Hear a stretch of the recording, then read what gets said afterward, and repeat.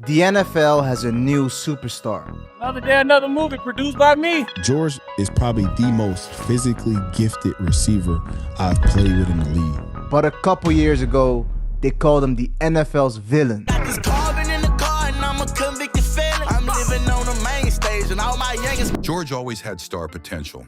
He refined it, let his game do the talking, and now the NFL is finally listening.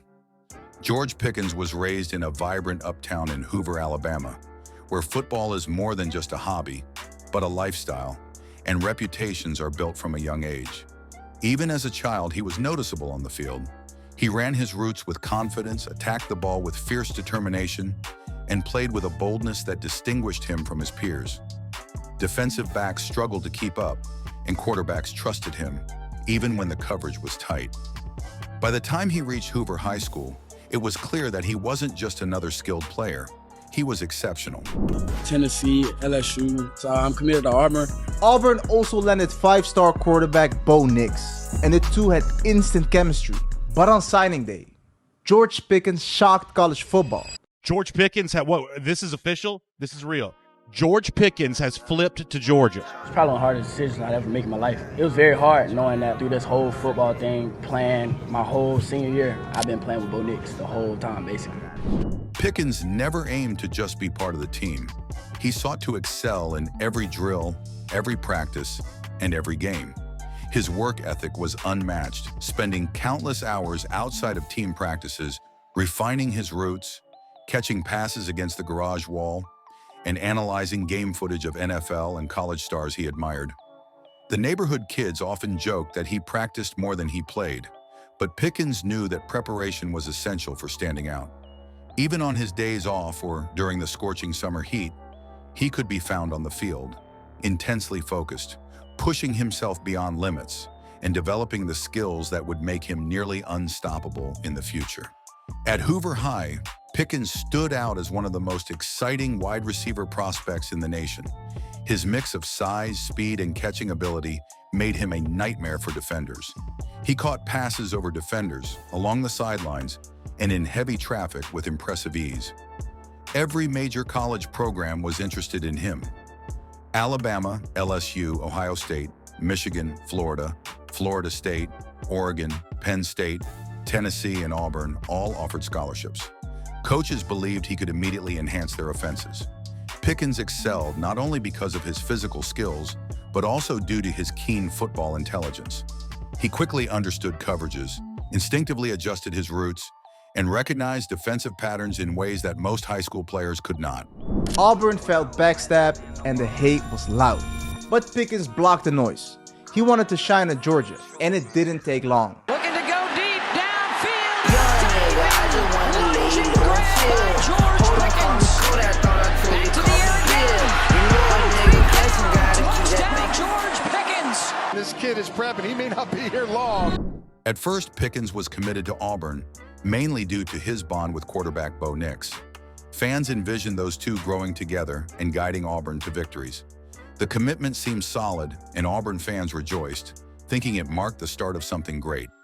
For a young athlete, this commitment brought both excitement and attention, but it also had its pressures. Pickens recognized the expectations tied to being a five-star recruit and the close watch from fans and media.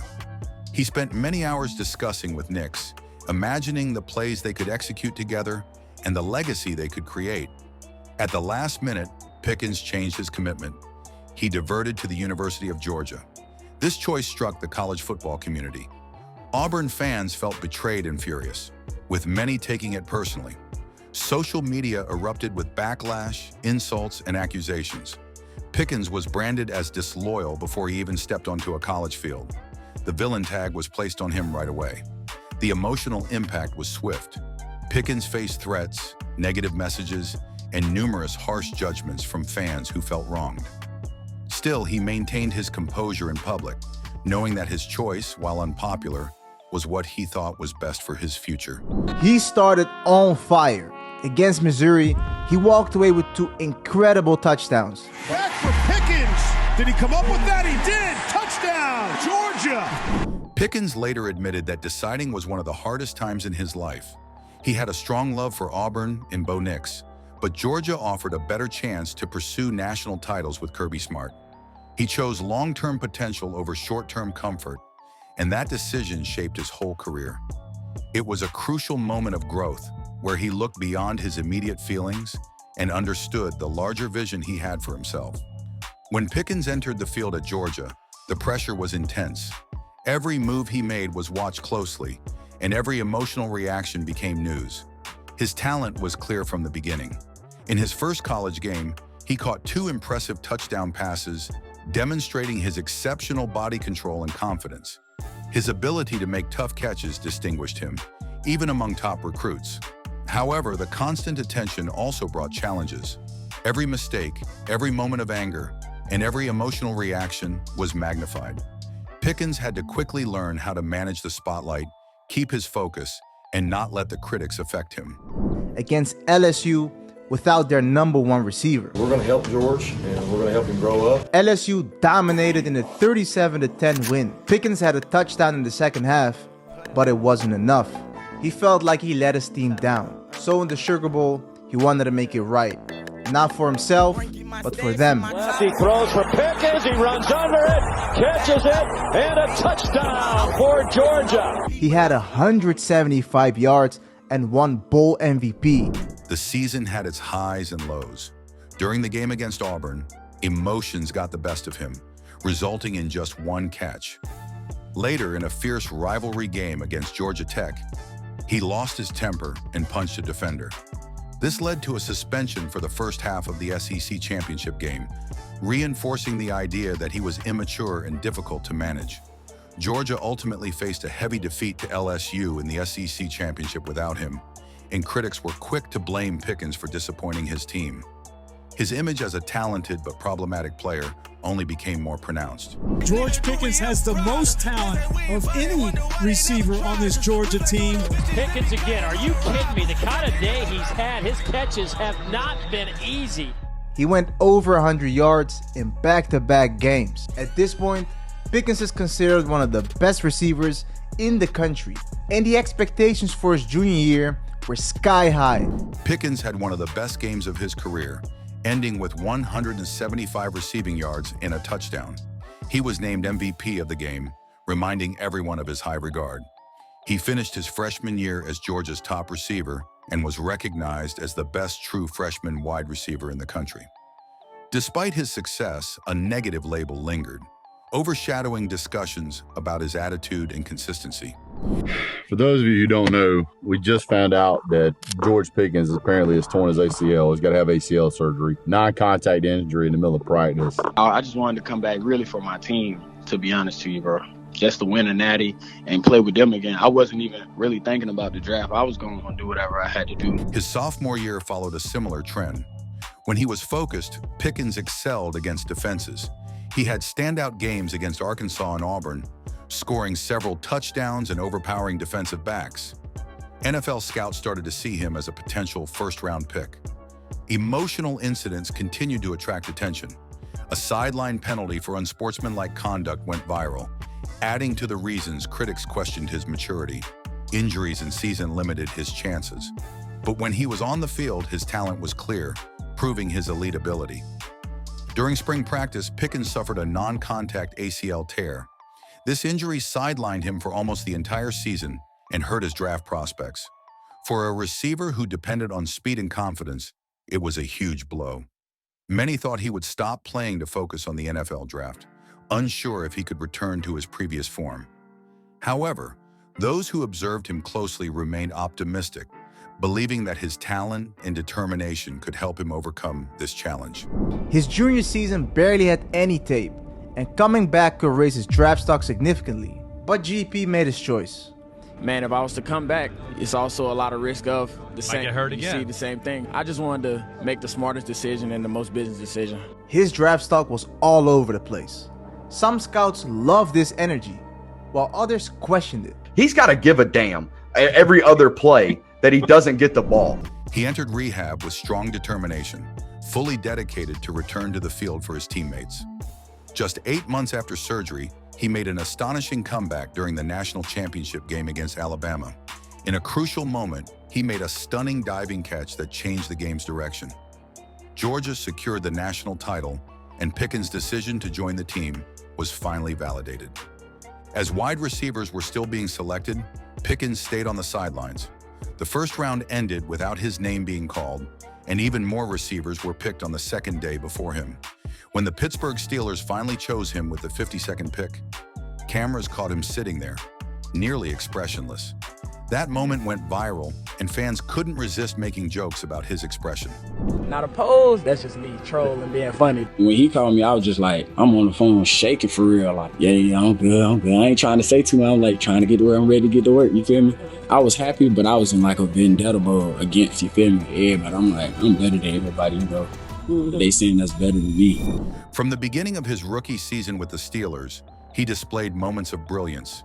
He made one of the most remarkable catches in NFL history against the Cleveland Browns, a one-handed catch that amazed fans and analysts alike. Despite dealing with inconsistent quarterback play and frequent lineup changes, Pickens finished his rookie year with over 1,100 receiving yards. He played with intensity, blocked hard, and brought enthusiasm to every game. However, frustration returned when he felt he wasn't getting enough targets. Cameras captured him asking for the ball, leading some critics to label him as a diva. Head coach Mike Tomlin intervened to defend him, stressing that competitiveness should not be confused with selfishness. In his second season, injuries to his teammates pushed Pickens into a bigger role, and he rose to the challenge with impressive performances. But as the offense changed again, his production declined. A brief post on social media sparked controversy, and questions about his effort arose after clips showed him slacking on blocks. This resulted in fines, penalties, and some emotional remarks in post-game interviews. There he goes! The explosion! Pickens! Goodbye! Touchdown! 86 yards! I know I made some comments, before the week that kind of ticked you guys off. I just want to say, I'm just here to win, make the proper adjustments and be a great player, to be honest. Again, it showed Pickens is one of the most talented receivers in the league. By the end of his time in Pittsburgh, it was clear that things were pretty tense. The Steelers quietly put him on the market, and many teams were hesitant because of his reputation. Rumors were flying, the media was buzzing, and fans were left debating whether his incredible talent could really outweigh the concerns about his attitude. The pressure felt unending. When he landed in Dallas, George Pickens found a sense of stability and support. Coaches praised his energy and hard work, and his teammates welcomed him with open arms. CeeDee Lamb was particularly vocal in his support. On the field, Pickens played with a newfound freedom, confidence, and joy. Touchdowns came in quick succession, followed by impressive yardage games and highlight reel catches. Every Sunday, he seemed to play a little faster, a little sharper, and a lot happier. His bond with the quarterback grew stronger, their chemistry flourished, and his presence energized the entire offense. Some people got to do the best for their situation, and I feel like from organization and from player, that's exactly what happened. Your coach even said that you needed to grow up. The headlines were you were immature. How did you perceive all of those negative headlines? It definitely weighs on you, especially when people who know you in real life know, like, bro, it's not like that. I feel like I've always been happy, like you said, making plays. I want to make plays. So when that type of narrative was coming out, the people on the team that I played with at the Steelers, they knew. Everybody else didn't. And I would like to correct some people. Some people think that he is a diva or he's cantankerous. I talked to the Steelers folks. George Pickens is demonstrative on the field, but he is not an uncoachable player. In fact, he does have a great way about him in the locker room and is very well liked in Pittsburgh. Pickens later admitted that the pressure and constant criticism had weighed heavily on him earlier in his career. But in Dallas, he felt a sense of trust and understanding. With his confidence back, his talent truly shone. He emerged as one of the most formidable receivers in the NFL, combining size, speed, strength, and exceptional ball skills, all while earning a reputation as a leader and motivator for his younger teammates. George Pickens' story is not about a villain transforming into someone else. It is about a talented athlete learning to grow under pressure, manage emotions, and endure constant judgment. From his early days in Hoover to his rise in Dallas, Pickens faced every aspect of football: fame, scrutiny, injury, heartbreak, and redemption. Throughout this journey, he learned to channel raw emotion into focus, To accept criticism without letting it define him, and to balance confidence with humility. Each failure, each criticism, and each setback became a stepping stone rather than a stumbling block. Pickens, safety coming over. Did Pickens bring that down? My nigga, I'ma be your killer. Nobody gonna play with you when I'm with you. Go against I put it in for you. Pickens looked unstoppable. He had 134 yards and 2 touchdowns, but he was just getting started. Make sure y'all enjoy the show, baby.